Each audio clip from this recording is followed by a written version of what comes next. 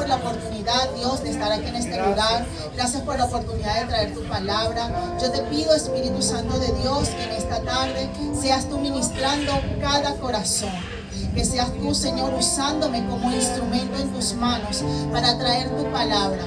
Una palabra, Señor, que edifique, una palabra, Señor, que exhorte, pero sobre todo, una palabra que consuele a cada uno de mis hermanos, a cada uno de los que la escuchan, Señor, a cada uno de los que la escucharán nuevamente, Padre, por YouTube. Que seas tú, por medio de tu Espíritu Santo, ministrando, Padre, cada vida. Que la palabra de hoy, Señor, sea un antes y un después en cada uno de nosotros. Gracias por lo que has hablado en nuestras vidas. Gracias, Señor, por lo que hoy hablarás a nuestras vidas. Y gracias, Padre, por lo que tú seguirás hablando cada día en nuestras vidas. En el nombre poderoso de Jesús.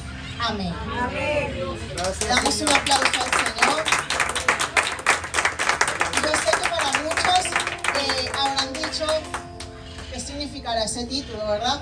La señora Elvira puso así como que no entiendo nada. Bueno, de eso se trata, crearles expectativas para que vengan con esas expectativas a recibir del Padre.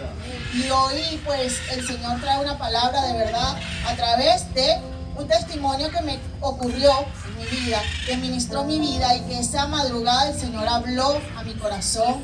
Y hoy quiero compartirlos con cada uno de ustedes porque siento que así como la semana pasada nos hablaron de advertencias divinas, esta es otra de esas advertencias divinas. Aleluya. Y es que no se te caiga el mueble. Esta es una de las advertencias del Señor para este día. Quiero que nos ubiquemos en la palabra, los que trajeron Biblia. Vamos a abrir nuestra palabra en el libro de Josué. Y vamos a estar leyendo la palabra Josué 10, del capítulo 1 al 9. Sí, que no se te caiga el mueble. No es porque le falta una pata, ¿no? Josué 10, del 1 al 9. Y leemos la palabra en el nombre del Padre, del Hijo y del Espíritu Santo. Dice, yo voy a leer en palabra de Dios para todos, en esa versión. Dice, el rey de Jerusalén, Adonidesec, tuvo mucho miedo cuando se enteró que Josué había capturado y destruido completamente a la ciudad de Ai, haciendo con ella y con su rey lo mismo que había hecho con Jericó y con su rey. También se llenó de temor al enterarse de que los habitantes de Gabaón habían hecho un tratado de paz con Israel y estaban viviendo entre ellos. Es que Gabaón era una ciudad grande, como una ciudad real, más grande que Ai. Además, todos los hombres de Gabaón eran hombres de guerra. ¿Sí? Así que el rey Adonidesec de Jerusalén mandó el siguiente mensaje al rey Onán de Abrón, al rey Pirán de Jarmut, al rey Jafía de Laquis y al rey Debir de Eglón. Vengan y ayúdenme a atacar a Gabaón, porque ha hecho un acuerdo de paz con Josué y los israelitas. Entonces los 5 reyes de los amorreos de Jerusalén, Hebrón, Jarmut, Laquis y Eglón, se unieron con todos sus ejércitos, acamparon acerca de Gabaón y la atacaron. El versículo 6 dice, pero la gente de Gabaón envió el siguiente mensaje a Josué al campamento de Gilgal. No abandone a sus siervos, venga rápido, sálvennos y ayúdennos, porque todos los reyes de los amorreos que viven en las montañas se unieron para atacarnos. Entonces Josué salió de Gilgal y todo el ejército, incluyendo los mejores hombres de guerra. El Señor le dijo a Josué, no le tengas miedos, pues yo haré que los venzas, ni uno solo de ellos podrá contigo. Así que Josué, después de marchar toda la noche desde Gilgal, cayó de sorpresa sobre los amorreos. Y esta es la palabra en la cual vamos a estar meditando en esta mediodía. Si nosotros no vamos al contexto, dice que Josué, para los que no saben, pero yo creo que aquí todos conocemos quién es Josué. Josué es el sucesor de Moisés y es al que Dios le encarga la grande labor de llevar a su pueblo a la tierra prometida. Ellos iban en este momento camino a Canaán. Y 5 reyes, o sea, 5 reyes se confabulan, ¿para qué? Para ir en contra del pueblo de Israel, para ir en contra de Josué. Josué debe enfrentar la batalla, quizás una de las batallas más grandes de la historia, porque tenía que pelear con 5 ejércitos que eran 10 veces más que el pueblo de Israel.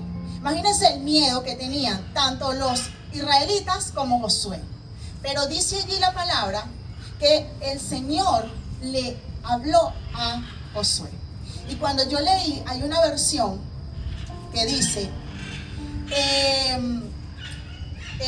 nueva traducción viviente, dice: estando Josué y todo su ejército, incluidos sus mejores guerreros, salieron de Gilgal hacia Gabaón. No le tengas miedo, le dijo el Señor a Josué, porque te he dado la victoria. Ni uno de ellos podrá hacerte frente. O sea, pareciera que el verbo de esto dice: te he entregado. O sea, pero si Josué no había ido todavía a pelear, ¿cómo el Señor ya le había entregado? O sea, ¿en qué verbo, en qué participio Dios le da a él esa promesa? Dice: porque te he dado la victoria. Los amorreos le hacen frente a Josué y temen porque saben cómo enfrentar, o sea, Josué y su pueblo no saben cómo enfrentar a los amorreos, porque es enfrentarse contra una infantería. El contexto, últimamente he leído mucho la Biblia textual, creo que es como que, ¿sabes? Vamos al origen del idioma de la Biblia. Josué oró a Dios porque tuvo miedo. Josué era un hombre como usted y como yo, que cuando vemos que se nos viene el mundo encima, ¿qué hacemos? Vamos a nuestro Padre a orar. Y eso fue lo que hizo Josué. Pero Dios le dice: yo te he dado la victoria. Amén. Sin haber ido a la guerra, ya Dios le había dicho que Él le había entregado la victoria. Pero nótese algo muy importante, que dice: Josué marchó toda la noche desde Gilgal y tomó por sorpresa a los amorreos. Dios le dice: yo te entregué la victoria, o sea, ya te la di. Pero Josué no se sentó. Josué no le dijo: bueno, muchachos, ya el Señor me dijo, me entregó la victoria, vamos a celebrar. Él no hizo eso. Dice que Josué marchó. ¿Qué es marchó? Agarró su ejército, agarró su tropa, agarró su pueblo, los mejores soldados, dice el versículo 1, y marchó. ¿Para qué? Para ir a la guerra. Porque aunque Dios le había dicho que Él le había dado, ya se la había dado la victoria, no se puede obtener una victoria en una guerra si no se va a pelear. Es así, ¿verdad? Y aquí dice: aunque Dios le prometió que ya le había dado la victoria, Él no se relajó. Él no se acostó a dormir. Él no le dijo: muchachos, ya Dios me prometió, relajado. Ya el Señor, ya lloré, el Señor me dijo que me lo va a dar, así que vamos a dormir. No, dice que Él levantó una estrategia. ¿Y cuál fue esa estrategia? Que dijo: vamos a marchar durante toda la noche y llegarle al otro ejército sin que ellos lo estuvieran esperando. Eso es una estrategia que Él, como líder de ese pueblo, usó. Y recordemos, cuando nos vamos un poco más atrás de la palabra, dice que levantaron a unos espías, ¿verdad? Para ir a ver la tierra que Dios le había prometido. 10 de esos espías vinieron asustados y atemorizados, pero 2, aunque vieron gigantes, aunque vieron lo que vieron en ese lugar, sabían que Dios ya le había dicho desde antes: yo te he prometido la tierra de Canaán. Ellos no dudaron de la promesa de Dios. Ellos no dudaron aún cuando fueron a esa tierra y vieron gigantes.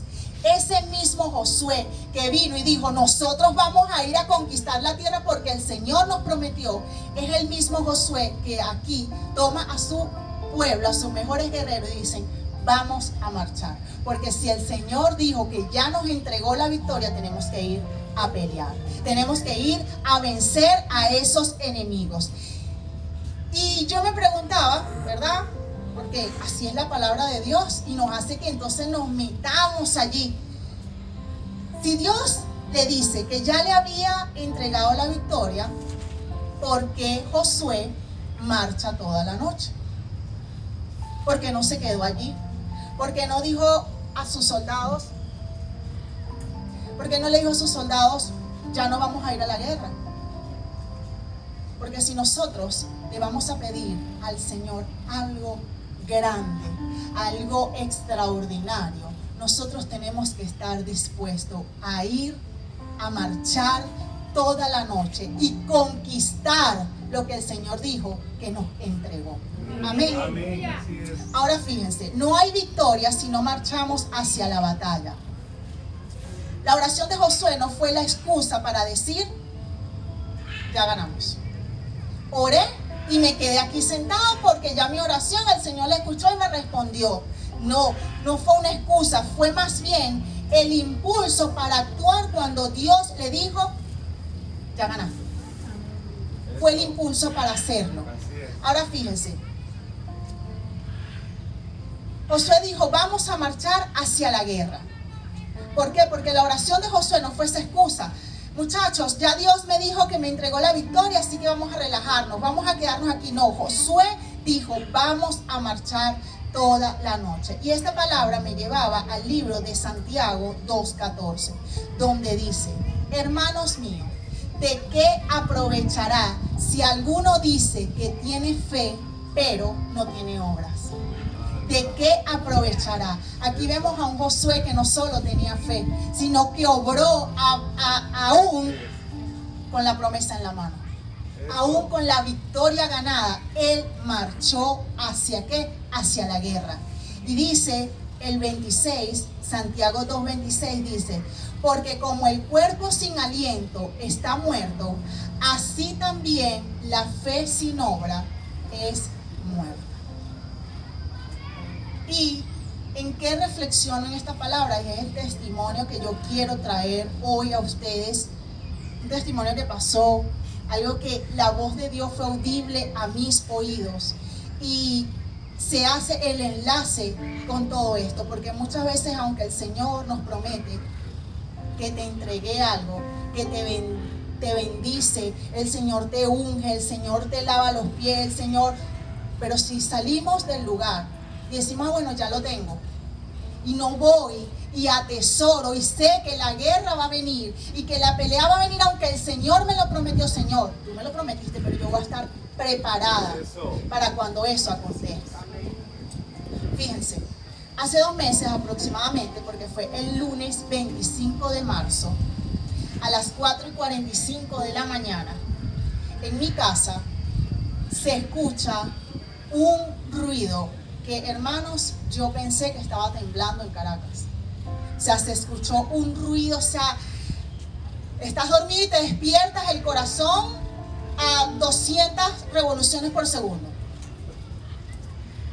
Y mi esposo y yo nos levantamos de la cama asustados, sin saber qué estaba pasando. Corremos, o sea, nos levantamos de la cama, corremos a la cocina. Y al llegar a la cocina, nos encontramos con que el mueble principal de la cocina, donde van los platos, las copas, los vasos, las tazas, todo lo que es de vidrio, se cayó. Imagínense a las 4:45 de la mañana. ¿Por qué? Porque faltaban 15 minutos para que mi alarma sonara. A las 4:45 de la mañana levantarse con ese susto y entrar a la cocina y ver y decir, wow. O sea, en shock, sin palabras. Todo el piso de la cocina era un mar de vidrios. Pero hacía 1 año atrás que nosotros nos habíamos percatado de que uno de los pernos que sostenía ese mueble estaba flojo. Hacía 1 año atrás. Y dijimos, tenemos que mandar a arreglar el mueble de la cocina para evitar que se caiga. Pasó un año y nosotros no hicimos la diligencia de arreglar el perno que se veía que estaba flojo. Ahogado a eso, arriba colocábamos las ollas, las torteras, todo, más peso. Entonces, tenemos que mandar a arreglarlo, pero hay una diferencia en decir que voy a hacer algo a hacer algo. Decir que voy a hacer algo es un deseo. Hacer algo es ser diligente. Entonces es allí donde vemos que puede ser una fe con obras o una fe sin obras. Nosotros entramos a la habitación, a nuestro cuarto, en shock, sin pronunciar palabra. Él se sentó de este lado de la cama y yo me senté del otro lado de la cama, en silencio. ¿Qué se podía decir? O sea, no había palabras para decir. Sin recoger nada, estaba allí yo y le decía: Dios, gracias, Padre, gracias porque 15 minutos después la historia pudo haber sido otra. Yo hubiese estado en la cocina preparando el desayuno y se caía el mueble y yo decía: gracias, Dios, gracias porque se iba a caer hoy, pero permitiste que se cayera a esa hora donde no había nadie en la cocina. Y yo, mientras le daba gracias al Señor, sentí la voz de Dios, escuché la voz de Dios que me dijo: hija, estuve un año sosteniendo el mueble. Les mostré que debían arreglarlo, pero no lo hicieron. Así que ya no pude seguir aguantando. Y yo estaba allí de espalda a mi esposo orando. Yo me imagino que él estaba también orando en shock. Y yo decía: Dios mío, perdóname. Nos levantamos, él me abraza y nos queda más que, bueno, hay que ir a recoger todo eso. Yo dije: nos van a escribir por el condominio, este ruido tuvo que haber sido horrible, Dios mío. Hasta el día de hoy no nos han dicho nada. Salimos a la cocina a recoger. Cuando yo entro a la cocina por segunda vez, allí es donde viene la administración de esta palabra. Entré a la cocina y todo estaba quebrado. Y Dios me hacía sentir que así es nuestra vida. Que Él, antes de que haya un acontecimiento trágico, Él nos da la oportunidad de corregir. Él nos da la oportunidad de arreglar antes de que lo único que quede sean pedazos. Ahí no había nada que recoger. Ahí no se podía pegar un plato con otro para armarla. Ahí no se podía agarrar una tacita y pegarla para tomar café. Todo eso se había dañado.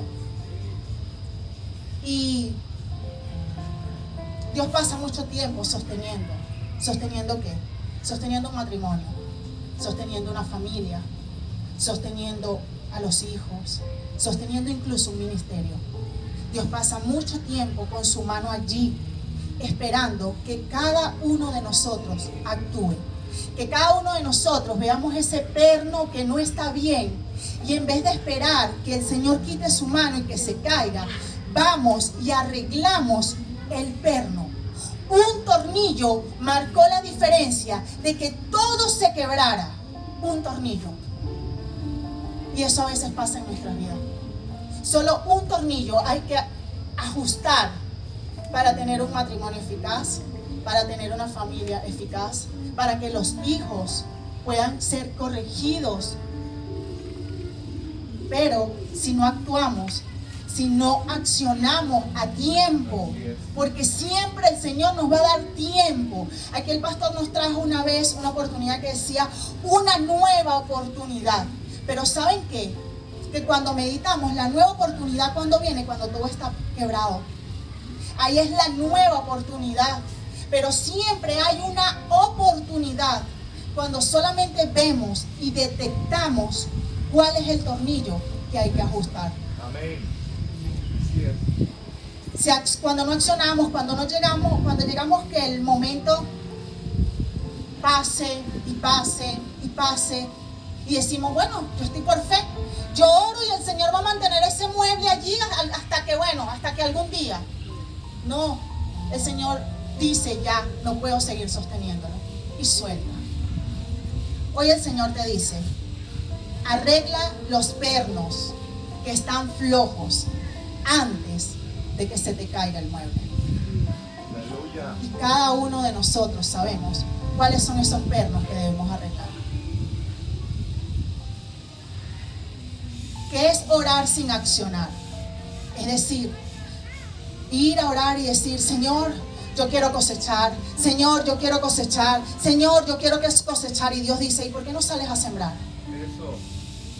¿Qué vamos a cosechar si no sembramos? Señor, yo quiero aprender más de tu palabra, Señor, yo quiero tener más sabiduría. ¿Y por qué no lees la Biblia? Eso es orar sin accionar. Ahora fíjense, Josué no se puso a orar y ya, él oró y marchó. Y un ejemplo en nuestras vidas cotidianas de orar y marchar es, si yo, voy a hablar de mí, ¿verdad? Voy a hablar de mí.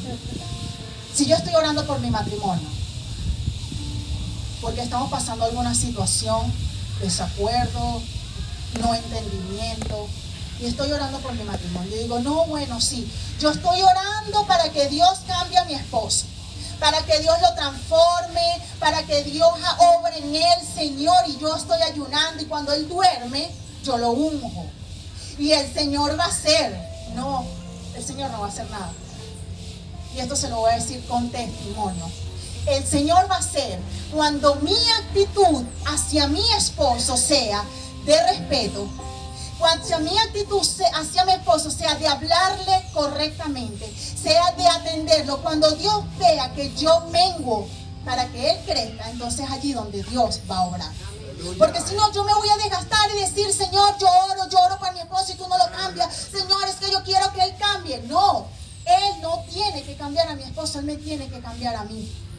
Y pasa lo mismo al sentido contrario, un esposo orando, no, bueno, sí, pastor, yo estoy orando por mi esposa para que no sea guayma, no sea temperamental. Y usted ha orado por usted, ha orado para que usted no sea machista, ha orado para que Dios quita de mí todo orgullo, toda arrogancia. Dame, Señor, enséñame a tener un buen trato con mi esposa. Eso es orar y accionar. Yo oro, Señor, cámbialo, pero yo tengo que tener actitudes para que él pueda tener un cambio. Aleluya. Actitudes positivas, actitudes que generen ese cambio. Amén. Yo tengo que accionar y no esperar que la otra persona cambie por mi oración, porque no va a pasar. Tenemos que ser asertivos, tenemos que ser. Mientras estoy aquí de rodillas orando, me levanto, pero yo tengo que tener una mejor disposición. Es que mi esposo, y esto no es un secreto para los íntimos de la iglesia, es que a mi esposo no le gustan las bolsas arrugadas allí. No, tengo que doblarlas en triangulitos para que él no se moleste. Señor, que él cambie, que las bolsas están así, que a él le guste. No, yo lo hago por amor. Mengo yo para que el Señor crezca y se glorifique en el matrimonio. Si usted está orando por tener un mejor empleo, pero solo se queda orando y no sale a entregar un currículo, usted no sale a tocar puertas, usted no sale a decirle a mí, llamar a un amigo y decirle, mira, no sabe si están solicitando una persona. Hermano, usted puede orar un año y el trabajo no va a llegar a su casa. No va a tocar la puerta y que, hola, soy el empleo que estás buscando. No va a suceder. Tenemos que ser, diligentes. Tenemos que ser diligentes. Tanto en las cosas del Señor como en nuestras cosas particulares. Porque si usted está orando por su hijo, y aquí el Señor me ministraba mucho, porque decimos, vamos a orar por los jóvenes. Y oramos por los jóvenes, vamos a orar por los niños y oramos por los niños. Pero de nada sirve una oración si cuando usted llega a su casa, usted no le está dando un ejemplo a su hijo. usted no es un ejemplo de amor, usted no es un ejemplo de decir, mira hijo, yo te voy a corregir aquí, usted no es un ejemplo con su esposo, sino que viven como perros y gatos delante del hijo, pero viene a la iglesia y cree que una oración va a cambiar el corazón de su hijo. El corazón de su hijo va a cambiar cuando tenga un hogar estable, donde tenga un hogar que Dios habite en ese lugar. Allí es donde el corazón de su hijo realmente va a cambiar. ¿Y por qué? Porque no estoy diciendo con esto que la oración no tiene poder. No estoy diciendo esto. Estoy diciendo que la oración tiene poder cuando oramos en fe, pero accionamos igualmente en fe. Allí la oración tiene poder. Imagínense, yo escuchaba a un predicador que decía que su esposa fue a tener a su hijo.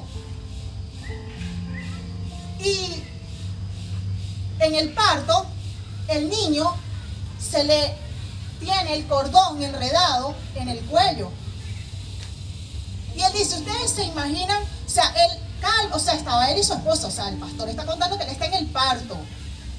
Y dice, el médico, que es amigo mío, decía el predicador, me decía, cálmate y usted puje. Cálmese, no, pero ¿qué pasa? No pasa nada, puje. El doctor en ese momento, ¿verdad? Lo que hizo fue, si esta mujer no puja, el bebé se complica, se muere o nace con alguna parálisis. ¿Por qué? Porque la falta de oxígeno a esa edad en el cerebro, o sea, segundos, puede hacer que un niño nazca con alguna discapacidad. Y me daba risa porque el pastor decía, ¿ustedes se imaginan que este doctor se quite los guantes y diga, bueno, las enfermeras apaguen todo, vamos a orar? Vamos a orar, levanten las manos aquí en el quirófano y oremos. Oremos, Señor, tú, Padre, quita el cordón. Ya va. ¿A quién Dios colocó con sabiduría, con ciencia en ese quirófano? Ajá. Al médico. Eso. O sea, mientras ella está pujando, que ore. Pero el médico tiene que accionar y sacar a ese bebé lo más pronto posible. Porque nos hemos vuelto místicos de la oración. No, pero ¿por qué no sucede? No, pues, hermano, porque es que hay que orar más. Hermano, ¿y por qué no? No, es que tenemos que seguir orando. Orar es una de las armas más poderosas que el Señor nos dejó. Amén. ¿Para qué? Para ir en contra de los principados, de los potestades, amén, para ir en contra de todo lo que se levanta entre Dios y nosotros. Todo lo que se levanta en contra de la voluntad de Dios se derriba, lo dice la palabra, amén, con ayuno y oración. Amén. Así es. Pero si usted solamente ayuna y ora y no hace, es una fe sin obra. Así es. Si usted quiere orar para bajar de peso, eso no va a pasar. Ajá. No va a pasar. Usted tiene que hacer ejercicio, usted tiene que comer saludable, usted tiene que cuidarse. Usted puede encerrarse en su cuarto como Gigi Ávila y orar. Señor, adelgázame, Dios, adelgázame. No va a pasar. No va a pasar. Cuando usted acciona en fe y dice, yo quiero adelgazar, bueno, ¿qué tengo que hacer? Esto y esto. Yo acciono en eso y mientras le voy orando a que, Señor, coloca en mí dominio propio, que si yo veo esa torta de chocolate que está allí, no me la voy a comer. Señor, coloca en mí de que si me invitan a comer hamburguesa, voy a decir no, porque estoy en un propósito ahorita. Aleluya. En que si me colocan 10 panes, pastor, esto no es personal, si me colocan 10 panes, yo voy a decir no voy a comer pan porque yo tengo un propósito. Eso. Pero de nada vale que yo ore, si veo la torta me la como, veo el pan me lo como, no salgo a caminar, no va a pasar. Y eso es lo que Dios me ministraba. Aunque Él diga que ya nos entregó la victoria, nosotros tenemos que ir y marchar por esa victoria. No la vamos a recibir acostados en nuestra cama, no la vamos a recibir sentados viendo Netflix, no la vamos a recibir. ¿Cuándo recibimos la victoria?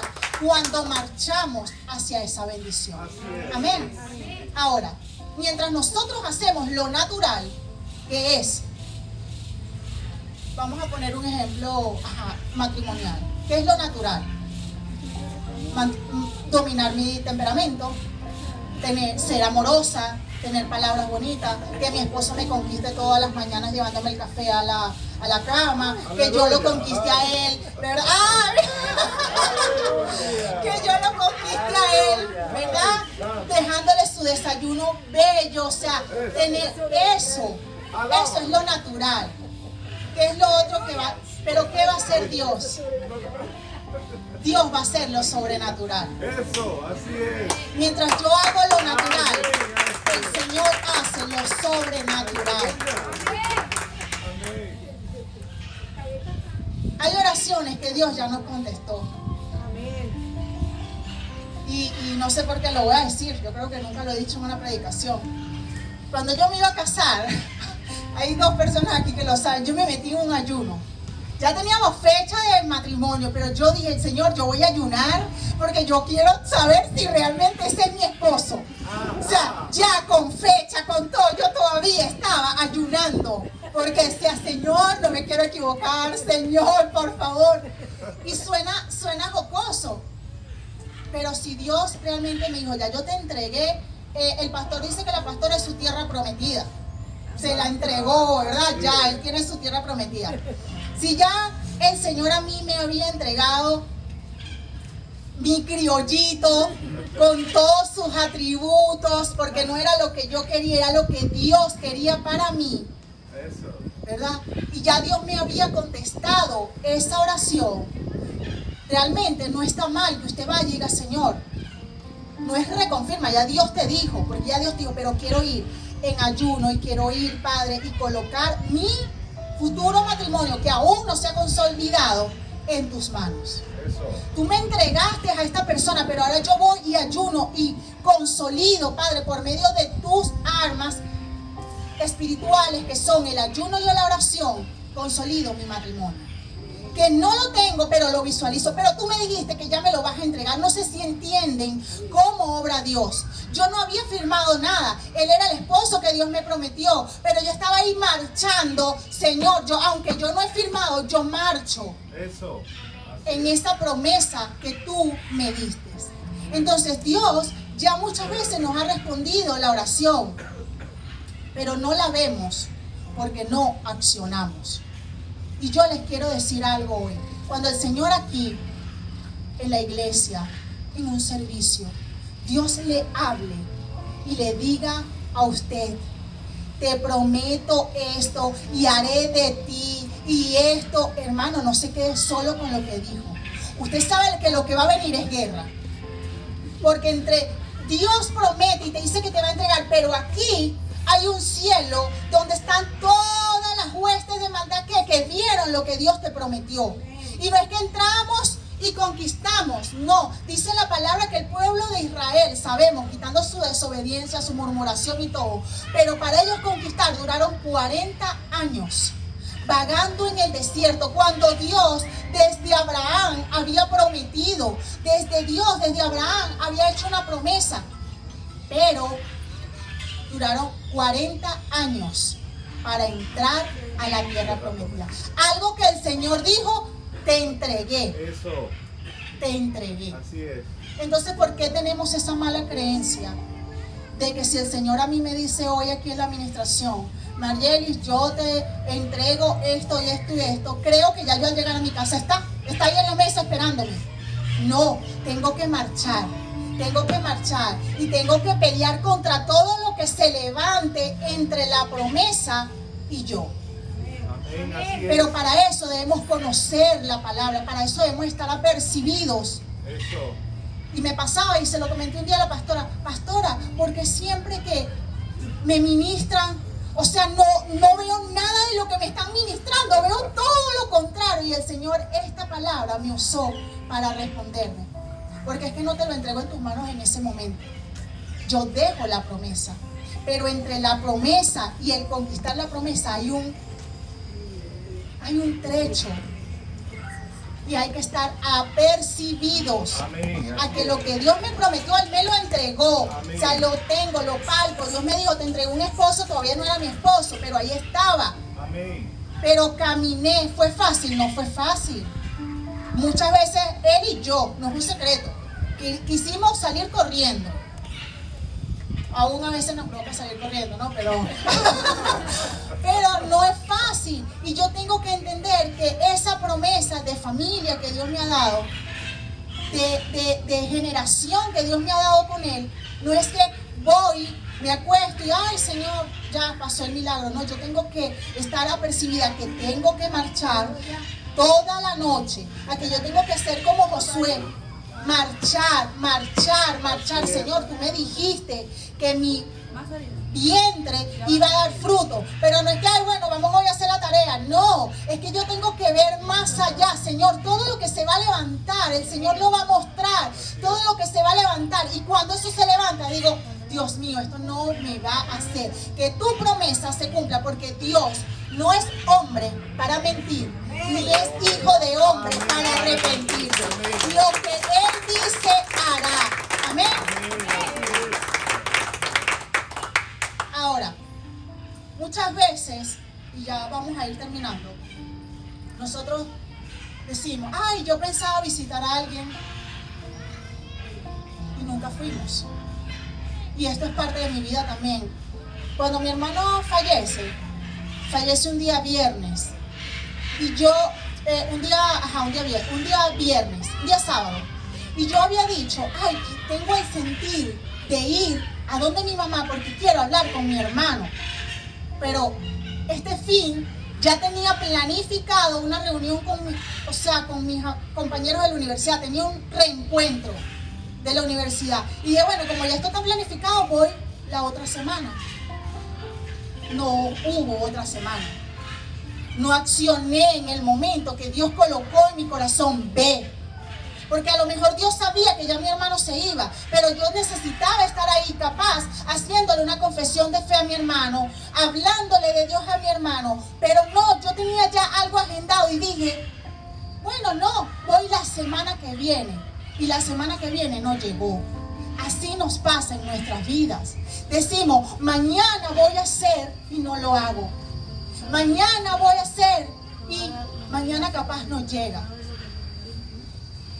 Y hermanos, le digo, Dios, así como cuando Él mandó a ungir a David, vinieron muchas personas antes que Él.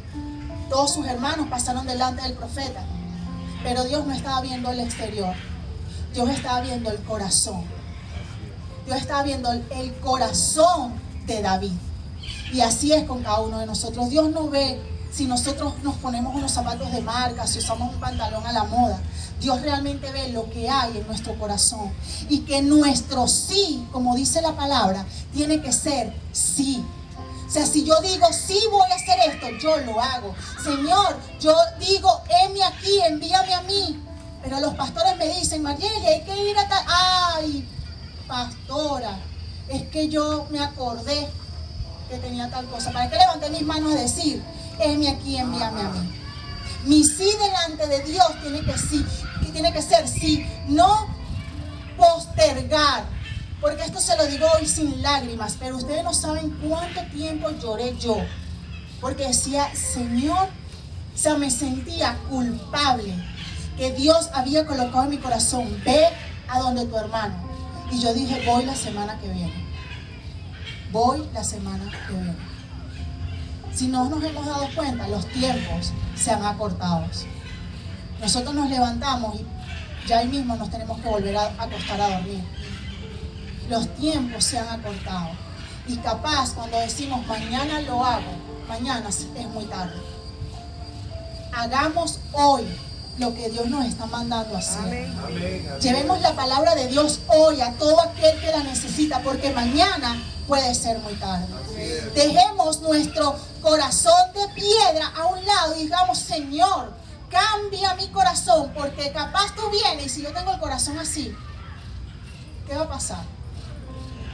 Ay, bueno, pero ¿qué tanto? Cristo dice que viene desde hace 2000 años y no ha venido. Hermanos, los tiempos del Señor se han acortado y la venida de Cristo está cerca. Amén. Y así como lo dice en el mundo, no dejemos para mañana lo que tenemos que hacer hoy. No dejes para mañana el hablarle a tu familia de Cristo. No dejes para mañana hablarle a tu familiar de Cristo. No dejes para mañana de cambiar actitudes. ¿Para qué? Para fortalecer tu hogar. Porque va a llegar un momento que Dios dice, ya no puedo aguantarlo más. Y cuando lleguemos, solamente vamos a ver pedazos que no se pueden unir. Diferencia entre esperanza y fe. La esperanza es un deseo. La fe es la demostración de ese deseo. La esperanza son los planos del edificio. Vemos los planos y decimos, algún día esto puede existir. La fe es la obra culminada de ese edificio. La esperanza es el proyecto. Tengo planes, tengo un proyecto, pero la fe es empezar ese proyecto. Y voy a terminar con esto que dice el libro de Lamentaciones 3, del 22 al 23, y quiero que lo busquen. Lamentaciones 3, 22, 23.